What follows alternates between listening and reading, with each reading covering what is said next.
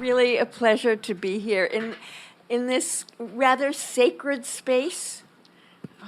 Can you hear me in the back? That's a yes? Yes. Okay, good. Thank you. Thank you all for being here. My topic, my new title is Containing Multitudes, Poetry and the City.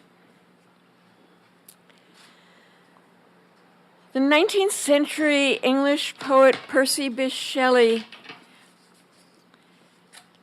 is famous for claiming that poets are the unacknowledged legislators of the world.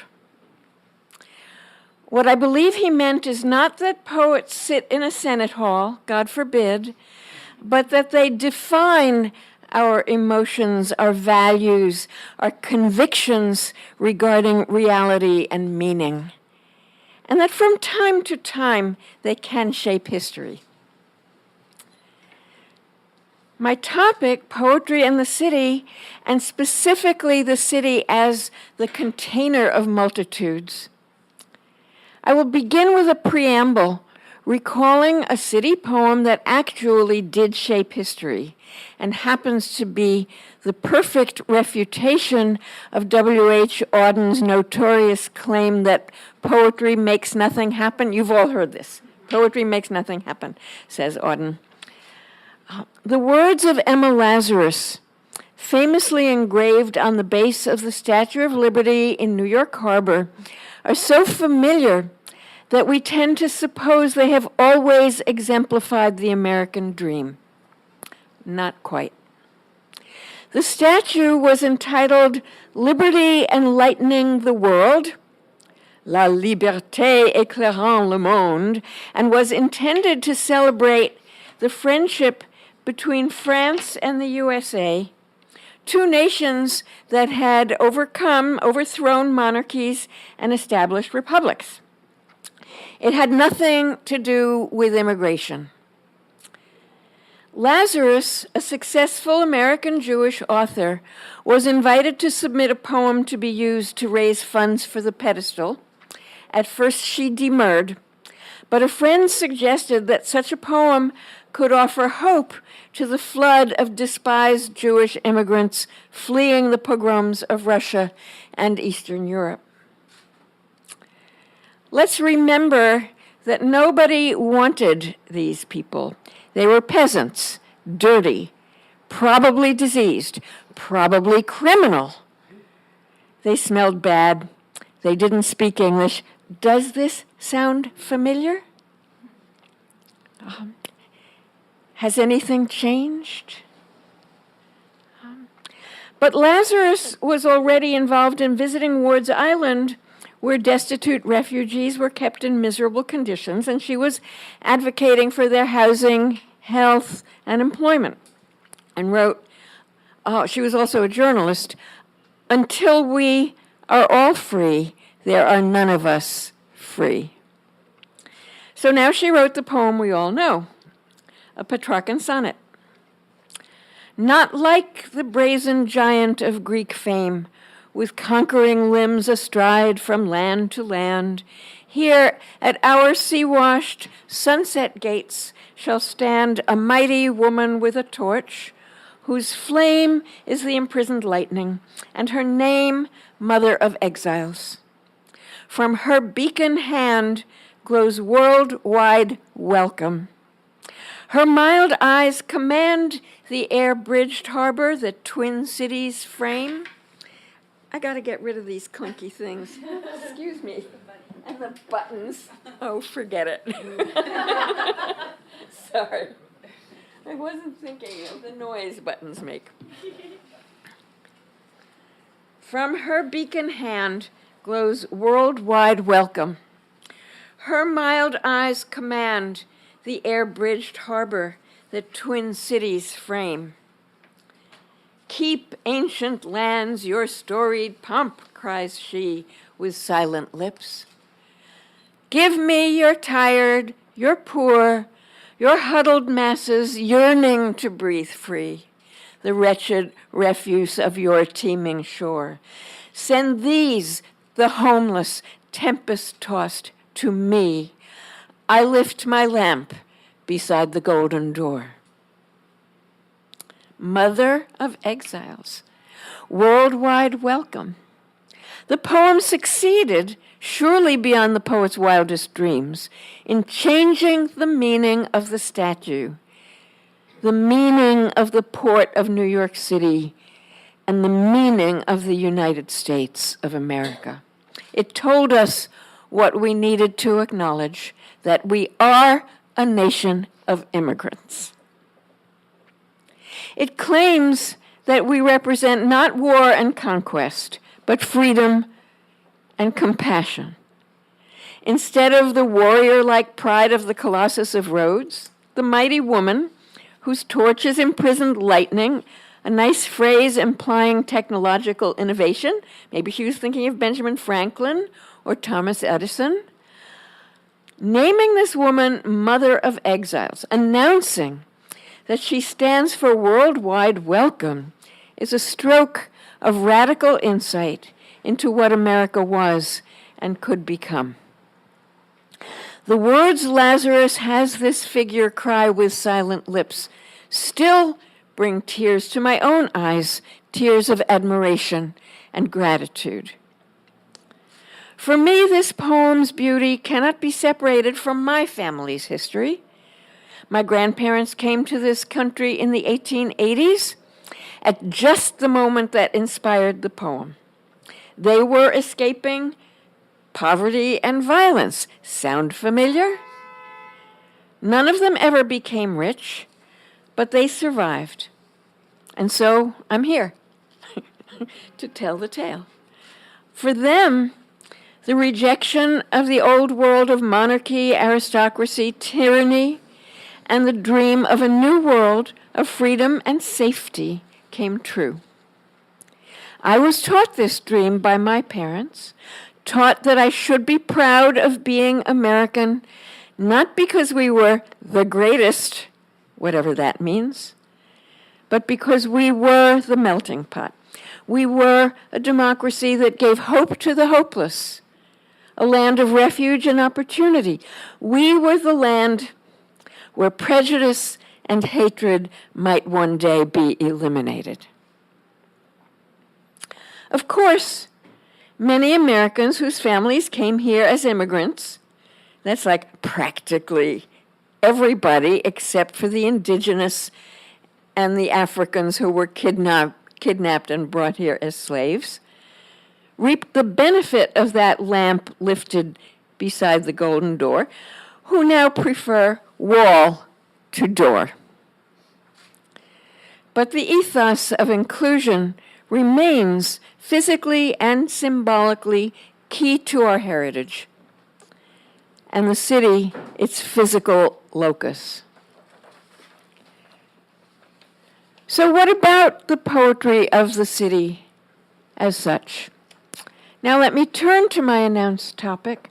I find it fascinating. I realized this after I started writing poems about my new neighborhood, the Upper West Side, realizing that until the mid-19th century, there was no poetry of the city. The poetic ideal was idyllic.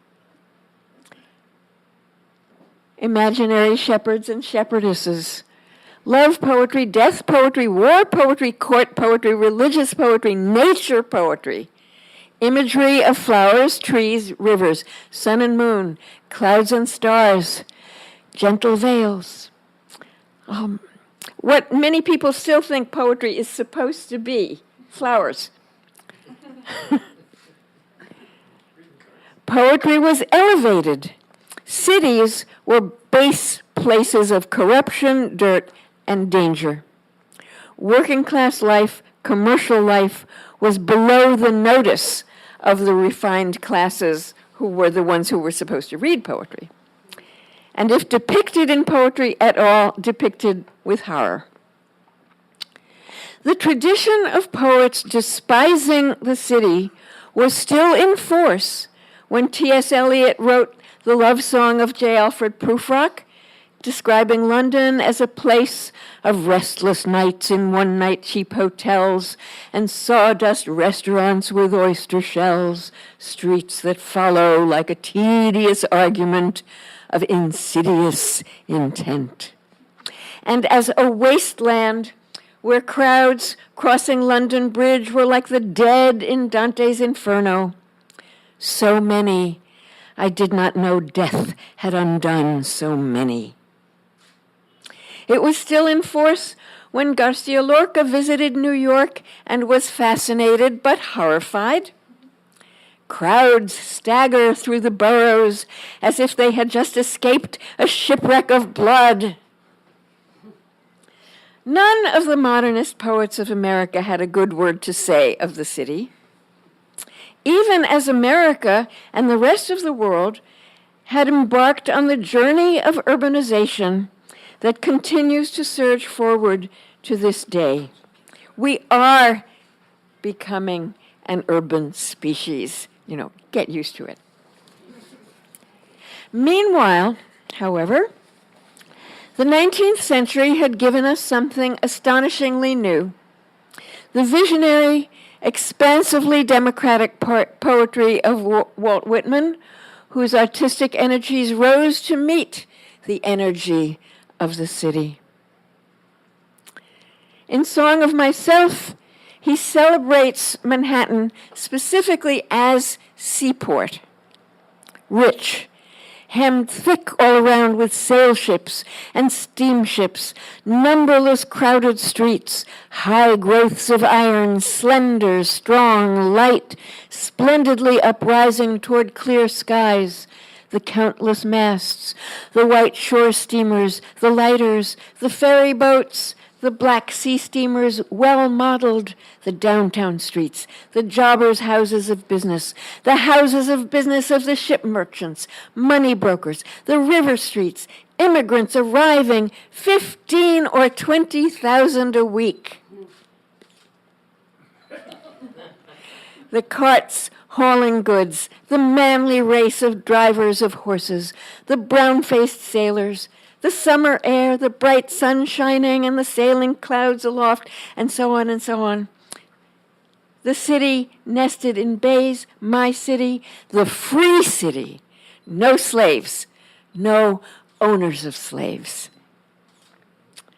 You feel the joy of Whitman's fearless embrace of his urban multitudes.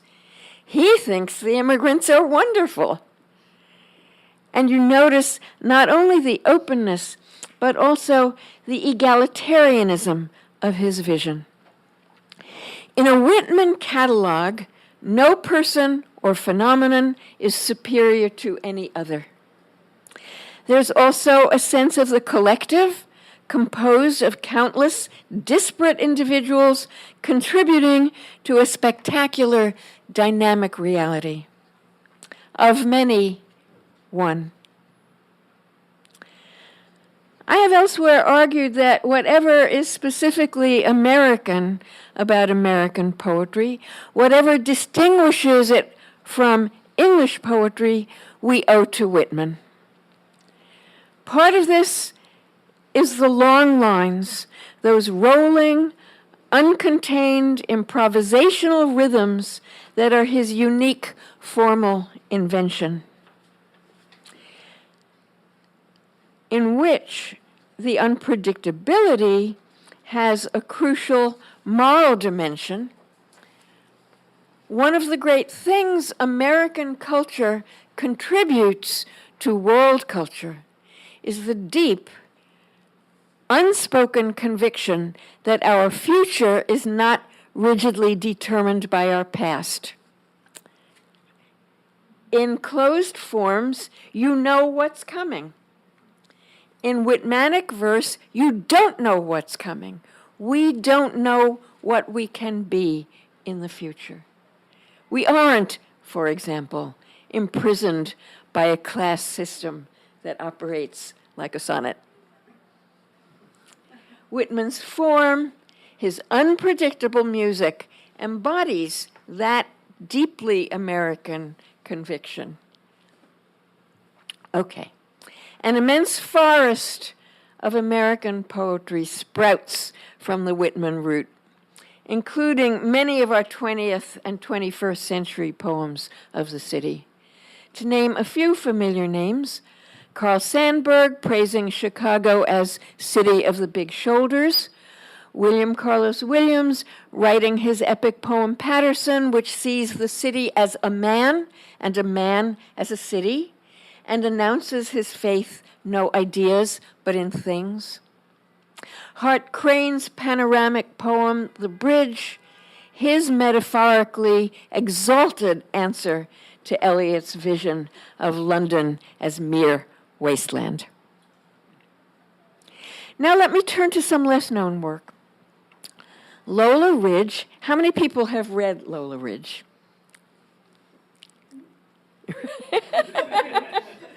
There we are. Now you will.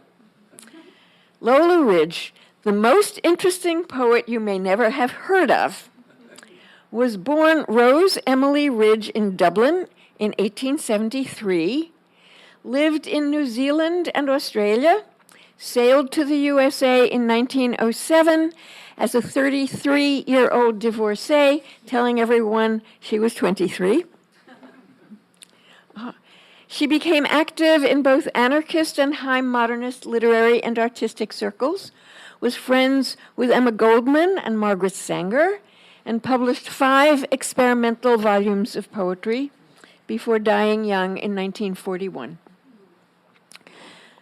Living on the Lower East Side, participating in protests, marches, and picket lines with ferocious spirit, writing poetry celebrating the working class long before the radical left became fashionable among New York intellectuals, Ridge published a long poem, The Ghetto, in the New Republic in 1918. And here's a bit of it. Cool, inaccessible air is floating in velvety blackness shot with steel blue lights, but no breath stirs the heat, leaning its ponderous bulk upon the ghetto and most on Hester Street. Like a beast pressing its great steaming belly close, covering all avenues of air, heaped like a dray with the garbage of the world. Bodies dangle from the fire escapes, sprawl over the stoops. Upturned faces glimmer pallidly, heron-yellow faces, spotted as with a mold, and moist faces of girls like dank white lilies, and infants' faces with open, parched mouths that suck at the air as at empty teats. Young women pass in groups, converging to the forums and meeting halls, surging, indomitable, slow, through the gross underbrush of heat. Their heads are uncovered to the stars, and they call to the young men and to one another with a fierce, free camaraderie. The sturdy ghetto children march by the parade, waving their tiny flags, prancing to the bugles, lusty, unafraid, shaking little fire sticks at the night, the old blinking night, swerving out of the way, wrapped in her darkness like a shawl. It's a long poem in which Ridge depicts her neighbors, the tenements she lives in, drawing fine portraits of individuals among the masses, especially females, but also old men, crazy men, salesmen, the things they sell. If you're interested, you can find her online with that poem and other poems. And you might want to read Therese Svoboda's Anything That Burns You biography of Lola Ridge. 40 years later, in 1960, Galway Kinnell scans the very same neighborhood and its ragged immigrants in his long poem, The Avenue Bearing the Initial of Christ into the New World, that is Avenue C. And he does lists also. Everybody does lists when they're writing about the city because they want to get it all in. Productos tropicales, Blatstein's cut-rate bakery, Arecibo Panaterio Hispano, peanuts, dried fruit, nuts, and canned goods, Nathan Kugler chicken store, fresh killed daily, mueren las cucarachas super potente garantizada de matar las cucarachas más resistentes, Happy Days Bar and Grill. That ad was for killing even the most resistant cockroaches. Through dust-stained windows over storefronts, curtains drawn aside onto the avenue, thronged with Puerto Ricans, blacks, Jews, baby carriages stuffed with groceries and babies, and then he starts listing all the food and all the people selling it and buying it, and the cucumbers and the melons, and the leeks, and the onions, and the garlic. Cannell's list of ethnic storefronts, his list of groceries, is action-packed. Most of Ridge's and Cannell's writing sees the city as ugly, yet vital, and gradually over time, vitality wins. A decade or so after Cannell, Adrienne Rich's 1976 breakthrough sequence, 21 Love Poems, set in Midtown Manhattan, depicts a tenuous lesbian love affair in a city dappled with scars, yet exuberantly budding. Whenever in this city screens flicker with pornography, with science fiction vampires, victimized hirelings bending to the lash, we also have to walk.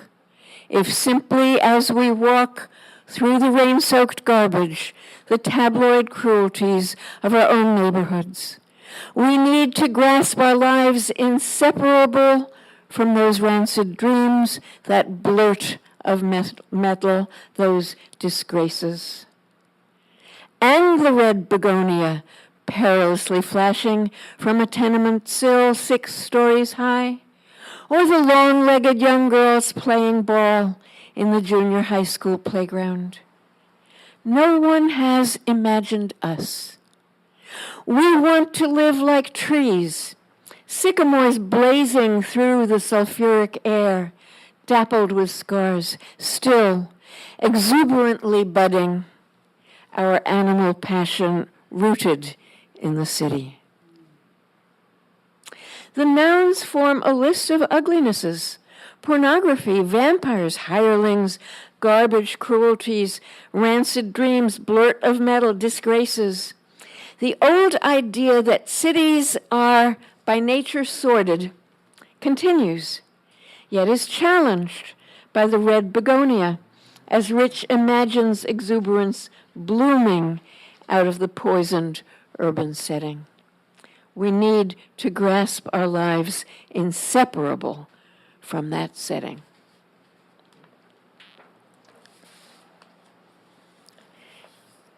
Higher up the island is Harlem, another prime location for poetry.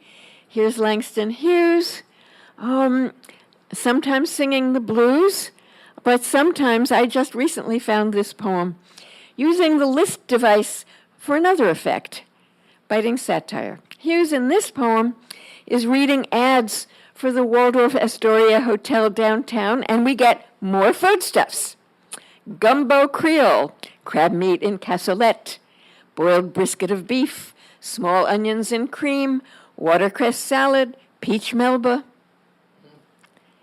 Have luncheon there this afternoon, all you jobless. Why not? Dine with some of the men and women who got rich off of your labor, who clip coupons with clean white fingers because your hands dug coal, drilled stone, sewed garments, poured steel to let other people draw dividends and live easy. I'm going to skip. I can't do everything, but you know, there's Amiri Baraka writing of the city, other poets of the Black Arts Movement, the veterans of Cave Canem and Black Lives Matter. Here's Afa Michael Weaver, a colleague of mine at Drew, with a poem entitled to Malcolm X on his second coming, in which the murdered leader rises from the grave.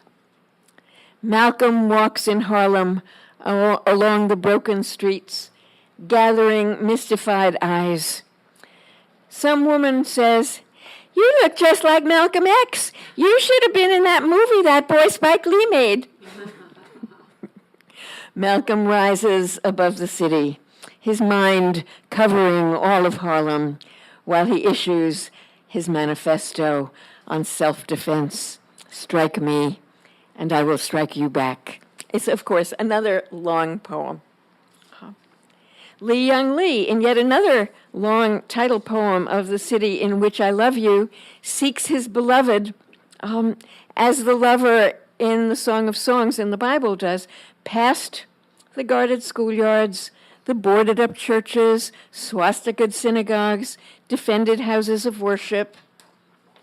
Throughout this storied, buttressed, scavenged, policed city I call home, in which I am a guest. Patrick Rosal's Brooklyn Antediluvian, composed in a DJ's, Pat is a poet and a professor and a DJ.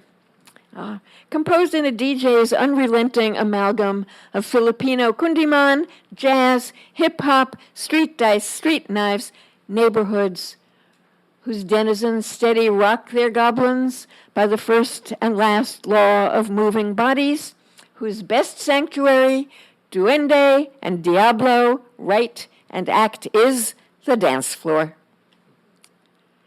Linda Hull,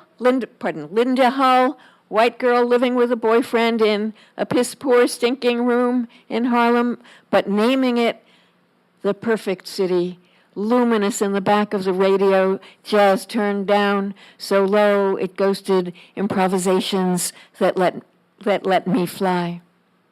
Isn't that what a city is for? To lead us in a dance of improvisations that lets us fly. Much of this writing continues to see the city as cruel, unjust, murderous, racked by suffering, galled and teased by hope. The default texture in such poems is urgent, crowded, packed with detail, verging on the surreal, dizzyingly spectacular, and essentially lyrical. Mark Jarman sums it up nicely. The hated city, the loved city, the same city.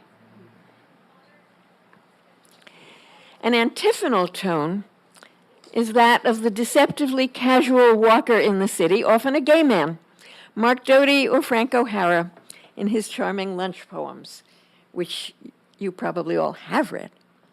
A step away from them, it's my lunch hour, so I go for a walk among the hum-colored cabs, first down the sidewalk where laborers feed their dirty, glistening torsos sandwiches and Coca-Cola with yellow helmets.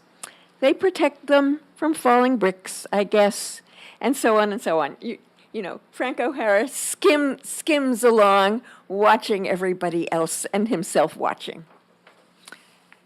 Everything suddenly honks. It is 12:40 of a Thursday. But before there was a Frank O'Hara, there was an Edna St. Vincent Millay. Once the most popular poet in America, a Pulitzer winner, a mesmerizing performer of her own poetry. The poem I'm going to read now was published in Poetry magazine in 1919. We are almost at its 100th anniversary. It is called Recuerdo Memory, and immortalizes a moment of youth when Millay was living in Greenwich Village. We were very tired, we were very merry, we had gone back and forth all night on the ferry. It was bare and bright and smelled like a stable, but we looked into a fire, we leaned across a table, we lay on a hilltop underneath the moon, and the whistles kept blowing, and the dawn came soon. We were very tired, we were very merry. We had gone back and forth all night on the ferry. And you ate an apple, and I ate a pear. From a dozen of each we had bought somewhere. And the sky went wan, and the wind came cold, and the sun rose dripping, a bucket full of gold. We were very tired, we were very merry. We had gone back and forth all night on the ferry. We hailed, "Good morrow, mother," to a shawl-covered head, and bought a morning paper, which neither of us read. And she wept, "God bless you," for the apples and pears. And we gave her all our money but our subway fares. At this point, let me connect a few dots.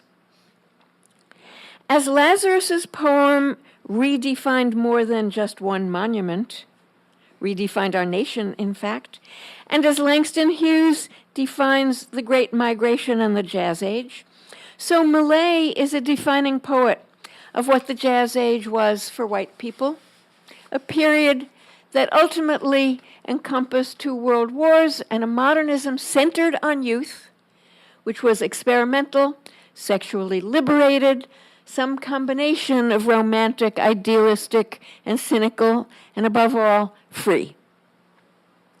In a way, Millet is the F. Scott Fitzgerald of poetry. Yet, the shawled old woman at the end of Recuerdo could have come off the boat under the shadow of the Statue of Liberty, perhaps from Ireland or Italy, and she could have been living around the corner from Lola Ridge, who saw night itself as wrapped in a shawl.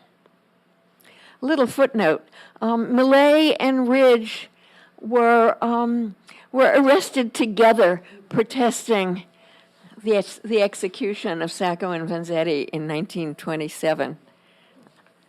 Okay.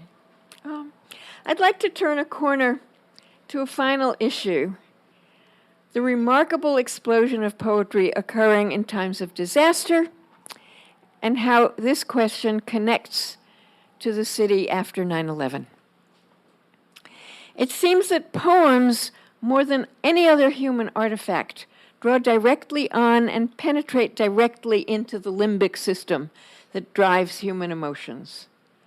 The love poem, the elegy, the praise poem, the protest poem, all may be as old as civilization itself.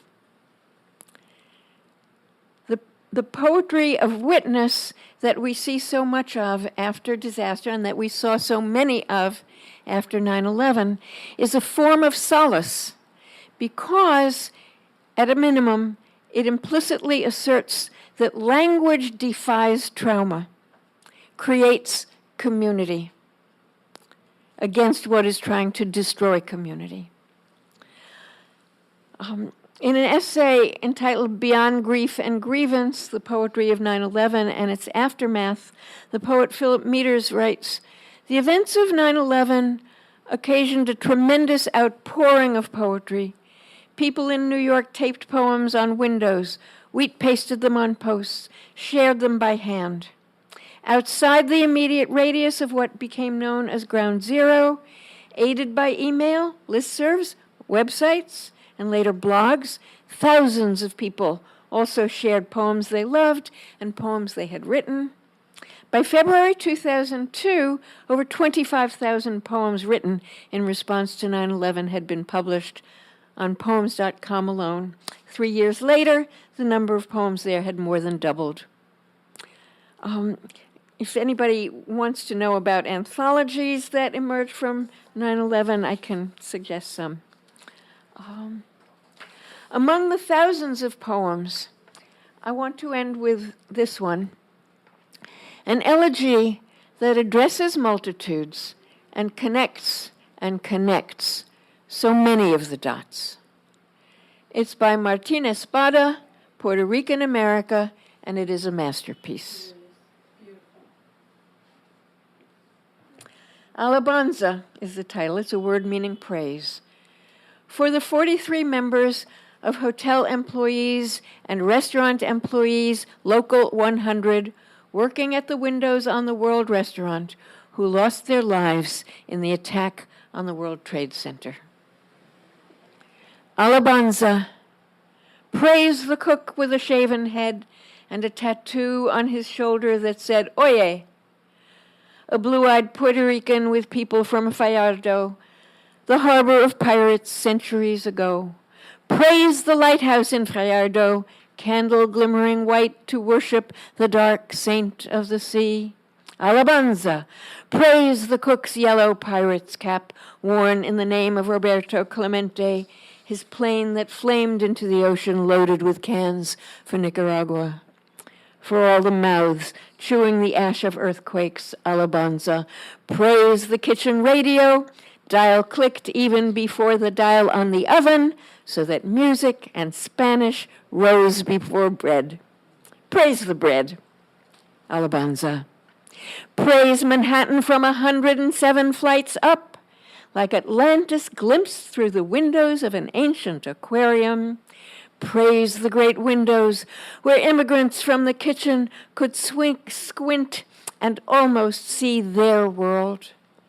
Hear the chant of nations, Ecuador, Mexico, República Dominicana, Haiti, Yemen, Ghana, Bangladesh, Alabanza. Praise the kitchen in the morning, where the gas burned blue on every stove and exhaust fans fired their diminutive propellers. Hands cracked eggs with quick thumbs of sliced open cartons to build an altar of cans, Alabanza.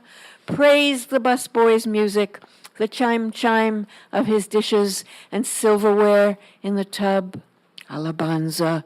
Praise the dish dog, the dishwasher who worked that morning because another dishwasher could not stop coughing or because he needed overtime to pile the sacks of rice and beans for a family floating away on some Caribbean island plagued by frogs. Alabanza.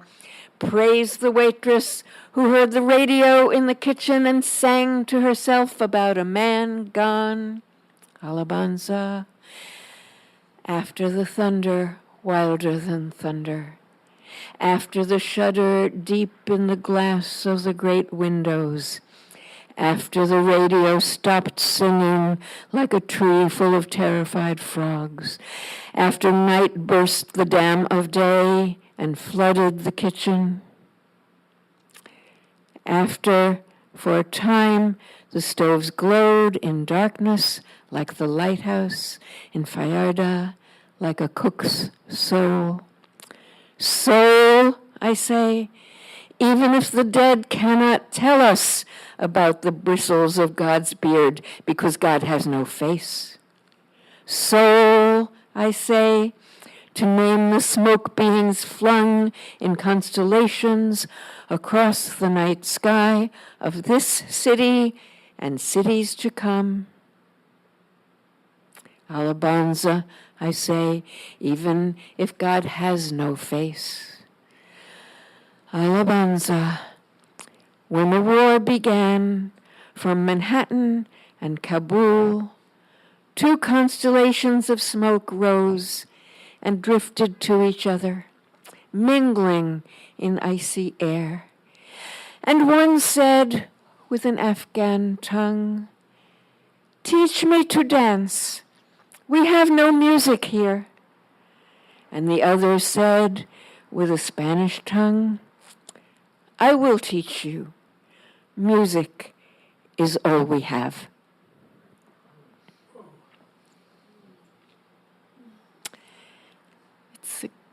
It's a great poem for this city and cities to come. Espada combines realistic detail with fantasy and the offerings of the spirit, which are multiple and global. Let the dots be connected. Let all the dots be connected. I began this talk with Percy Bysshe Shelley's idea that poets are the unacknowledged legislators of the world. So let me close with another of his ideas. Shelley also proposed that all poets are engaged in composing portions of a single, collective, universal human poem that reveals the ongoing heart and mind of humanity. Imagine a kind of huge, four-dimensional tree of life, and every new poem, a twig or leaf on that living tree. I feel proud that American poetry is becoming more open in our time to writers of every background, and that American culture altogether is a hybrid phenomenon. Our art, our music, our fiction, our movies, our science and technology, a mix of ethnicities, native-born and immigrants, breathing free, people once slaves, people once subject to genocide, bouncing off each other, have made America the cultural wonder of the world. Our poetry today gives voice to the voiceless. It contains multitudes. Thank you.